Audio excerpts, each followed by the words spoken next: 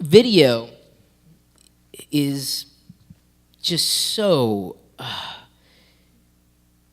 incredibly powerful. Like it can take a message and amplify it. It appeals to a different part of our brain, certainly. It takes something that could have had this much impact and potentially gives it this much impact. And unfortunately, this is as far as my fingers will stretch because it's much larger than this. If what do they say? A photo is worth 1,000. No, picture's worth 1,000 words. I think a video is worth 1,000,000. In fact, I hate getting my photo taken. I hate it because it captures this one moment in time. If you would have captured this same moment in video, it would be a different person. It'd still be the same little whatever the hell I was at that point. So on that same note about video, you have an amazing setup where you stream often. This up in the right-hand corner, folks, is his personal studio where he streams. And at any given time, you can log on, and you'll see there are hundreds of people logged on watching his desk and his monitors. True story. No, it is true. It's amazing. It's live.pirillo.com, or if you have an iPhone or an iPad on you, the stream may be working. Sometimes it kind of times out, but you can go to pocket.pirillo.com. I was going to try to pull it up here, but I don't know if the bandwidth, I don't know if AT&T's network needs upgraded here too. Yes. Yeah, I wouldn't be surprised. Yes. So, I'm using a free service called ustream.tv, USTREAM.tv. It's free. Anybody can sign up for an account and do the same thing. Different, everyone's going to have a different angle, but you can do the same thing for free. So talk about what you do on this program typically. Like, what's a typical programming? Oh, sorry. It's okay. The typical programming is just me sitting at the desk. Sometimes I fart and people laugh, and that's about it. And the other day you ate top ramen dry. I do some goofy things sometimes, and other times it's content, technology stuff. Yes, ma'am. So I started on LiveJournal in 2000 when you had to have an invite. And so for 12 years, I blogged under a name that was not my name. And now I'm expected to be the social media expert in my office with my name. And I think that this is the one point where I am a digital immigrant. I don't know how to combine me with digital me.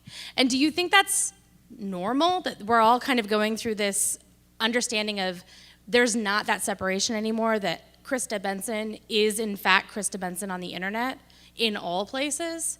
And do you have any ideas for how to make that be more seamless? Because I keep having people in my organization say, well, you need to keep your personal and your private.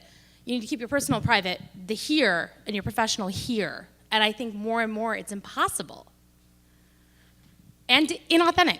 No, it's getting to that point, and certainly I think everybody's going to have a different definition. Everyone's going to have a different set of boundaries, and it's a great question actually.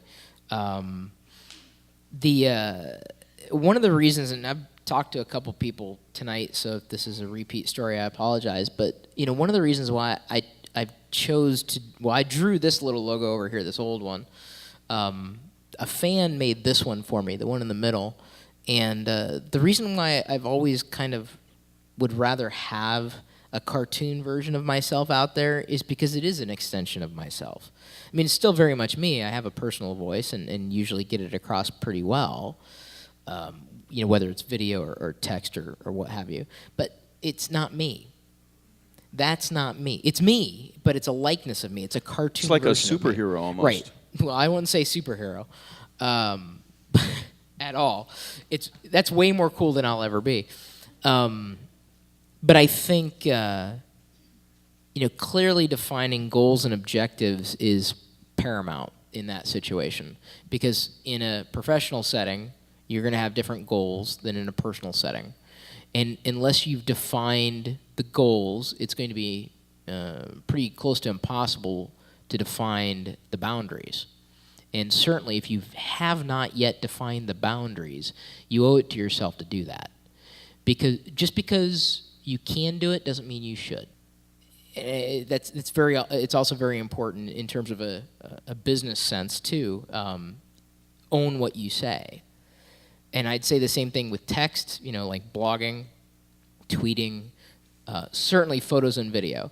Now I have no issue. Like if I'm out in public, someone takes a photo, it's cool. You have to be aware that other people may have different boundaries. So if you're going to be taking photos or videos of people that you don't know or who you don't know, and you haven't received permission, it's not implicit. It is absolutely explicit. So own what you share, and certainly define your boundaries and know your goals in either capacity, personal or professional.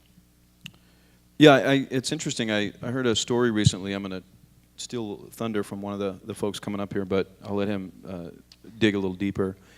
He was interviewing an intern and just happened to Google her, and some Facebook photos popped up that were a little probably more uncomfortable than they should have been, and it made a difference. And it's really unfortunate because the younger generation is feeling comfortable while they're in high school, college. My nephew, I talk to him about that all the time. He's a film student. May or may not affect things, but you never know. Why take that chance? Well, a lot of it's because they lack an emotional maturity that would, even adults lack this emotional maturity. I'm a living example of that. People will throw things out there, whether kids or adults. Kids tend to not think so much about the future ramifications, but there are business models that are starting to be well funded in the enterprise level that are a set of tools which can scan the social media profiles of a user and pick up things about you that you wouldn't know about yourself even, and can define based on traditional personality profile constructs the type of person you are, the type of employee you may be. So when you make these gestures online, you are saying something about yourself, whether you realize it or not. And we've always been this way. It's just now it's trackable and it's traceable and it's tied to your identity potentially. This is one of the reasons why I'm looking at it with extreme interest, but I've yet to jump on Foursquare, Gowalla, Bright Kite. These are LBS or location-based services. In fact, I wouldn't be surprised. Dude, you guys would have a swarm in here, I think, with Foursquare. Like, do you have to have 50 people to make it a swarm? You guys would have a swarm on Foursquare. Where's Mark? He's the mayor of everywhere. Right. Yeah. So basically, you could go to a local business or a locale and check in. And by doing this, you're making a gesture about yourself. And one of the reasons why I'm not doing this is I don't want everybody to know where the hell I am, because B, I don't care where the hell everybody is, even if I'm their friend. And then C, at a deeper level, I'm not very comfortable with the understanding that somebody else knows more about me than I do. You're always the last to know, certainly, but this is one of the issues I've even had with like larger companies like Safeway. I mean, I don't know if Safeway's in Spokane or what the big chains are. I go there, Safeway or QFC, I give them my card. They're getting my information. They know what I like. They know what I'm going to buy. They know these things, but they're not sharing that information with me, and that really pisses me off because that's my life, right?